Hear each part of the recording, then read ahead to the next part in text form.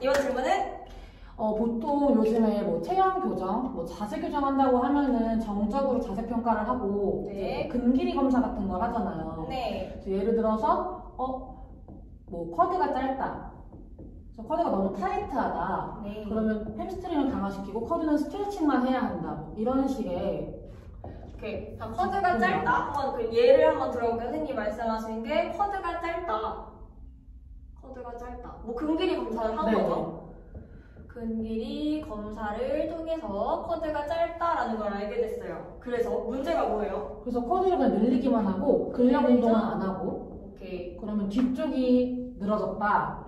힘만 운동한 쿼드는 하지 않는다. 이런 접근성의 그런 것들이 많더라고요. 오케이. 자, 그럼 일단 쿼드 먼저 말씀하셨으니까 한번 그거 생각을 해볼게요. 근데 되게 논리적이긴 해요. 짧다? 늘리잖아. 그쵸? 네. 오케이. 자, 그러면 근데 회원님들도 굉장히 많이 말씀하시는 것 중에 하나죠. 그러니까 예를 들면은 우리가 허벅지 앞쪽이나 뭐 쓰는 동작들이 많죠, 저희가. 일부러 여기만 강화하려고 하진 않지만 워낙 우리는 다관절 운동, 많은 관절들이 들어가는 전체적인 통합적인 운동을 하기 때문에 자, 그러면 허벅지 조금만 느낌이 와도 저는 쿼드 짧은데 허벅지 앞쪽이 타이트한데 이 동작 해도 돼요? 라고 물어보시는 회원님들이 생각보다 굉장히 많죠. 그리고 실제로 근길이 검사를 했을 때 짧으니까 나는 어떻게 프로그래밍을 하지? 늘리는 동작만 하면 될까? 라는 생각을 하게 돼요. 자, 근데 짧다라는 게 짧다라는 게 강하다라는 말이랑 같은가요? 아니요.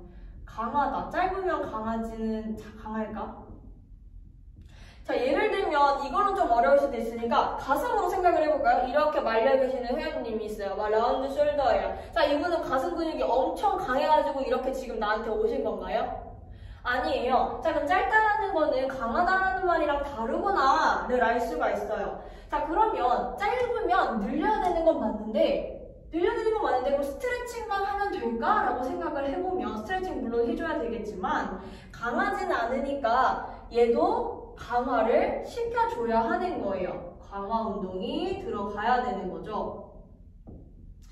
짧아진 데는 다양한 이유가 있을 수가 있어요. 자세적인 측면에서 있었을 수도 있고 아니면 내가 잘못 사용을 했을 수도 있죠. 그래서 짧아졌을 건데 그리고 타이트해졌을 수도 있고 자, 그런데 그럼 무조건 늘리는 것보다는 스트레칭도 해주고 강화 운동을 동시에 해줘야지만 그거를 교정을 해줄 수가 있어요. 우리가 제일 대표적인 케이스 방금 전에 제가 이제 라운드 숄더 얘기를 했으니까 그걸로 생각을 해볼게요. 선생님이 생각했을 때 지금 이렇게 라운드 숄더인 경우는 어디가 짧아지고 어디가 길어졌다고 생각을 하세요? 어디가 짧아요? 보통 가슴, 팩이 짧아요. 등이 길다 라고 많이 생각들을 하시는. 네, 등이 길다. 어디가 강하고 어디가 약할 것 같아요? 그렇게 구분할 수가 있나요? 뭔가 이렇게 돼 있으니까 팩은 강하고 등은 약해 라고 생각할 수는 없겠죠. 근데 사실은 길이가 우리가 적정 길이, 그러니까 원래 봤을 때 최적의 길이라는 게 존재하죠. 옵티멀 랭스라는 게 존재해요. 옵티멀 랭스를 벗어나면 근육의 힘은 떨어집니다. 다시 그러면 짧아졌든 길어졌든 옵티멀 랭스 최적의 길이에서 벗어났으니까 얘네 둘은 파워가 어때요? 둘 다 약해요. 그럼 약하니까 강화를 시켜야 돼요. 그러니까 짧은 애도 강화시킬 거고 가슴 운동도 해야 되고 긴 애도 등 운동을 해줘야 된다는 뜻이에요. 그래서 강화를 시켜줘야 되겠죠. 자, 그러면은 지금 짧은 애랑 약한 애 분석을 해서 긴 애, 약한 애도 분석을 했어요. 그럼 내가 프로그래밍을 할 때 얘를 어떻게 할 것 같아? 이 사람이 라운드 숄더야? 그러면 둘 다 스트레칭은 들어가야 할 거고 그리고 둘 다 강화 운동이 들어가야 해요. 근데 필라테스는 너무너무 다행히도 우리가 스트레칭만 막 이렇게 정적으로 시켜놓은 다음에 강화해야지 이렇게 되어 있는 것이 아니라 앞쪽을 내가 강화시킨다고 하더라도 예를 들면 리포머 떠올릴게요. 밴드를 떠올릴게요. 뒤쪽에서 저항이 와요. 내가 이렇게 갈 때 늘어날 거고 그리고 다시 당겨올 때 수축을 할 거죠. 길어지고 짧아지고 수축을 가르쳐 주는 거예요. 물론 스트레칭 하는 것도 너무 중요하겠지만 중립을 유지하신 상태에서 내 숄더 조인트를 움직여서 이 두 가지를 다 강화할 수 있다라는 거 너무 중요한 부분이죠. 플러스 또 뭐가 있어요? 우린 그런 저항 방향을 지금 이용을 하면서 예를 들면 지금 리포머에서부터 오는 저항을 내가 앞쪽으로 당긴다고 생각할게요. 상상하세요. 지금 앞에 풋바가 있고 뒤에 풀리가 있어요. 당겨오는 가슴 운동이라고 생각된 동작을 할 거예요. 허거트리 같은 거겠죠.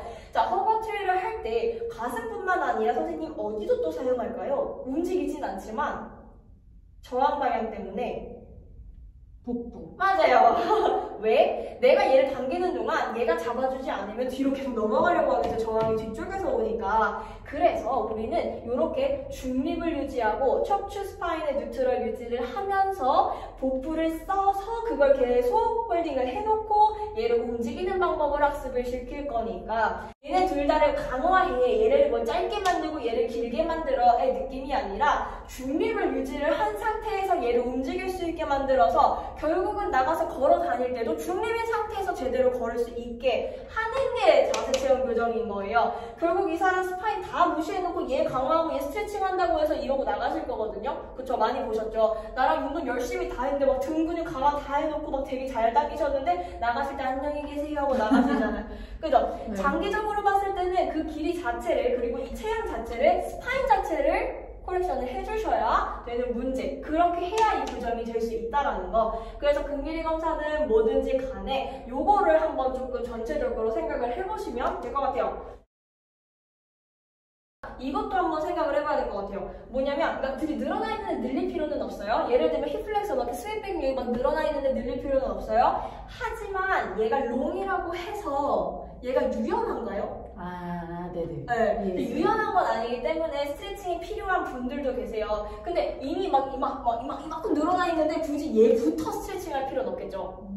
네네. 그죠? 근데 순서가 문제. 맞아요. 그러니까 그 패턴을 좀 생각을 해보시고 순서 그리고 빈도.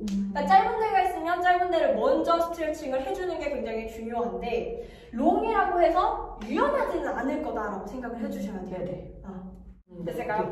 오케이.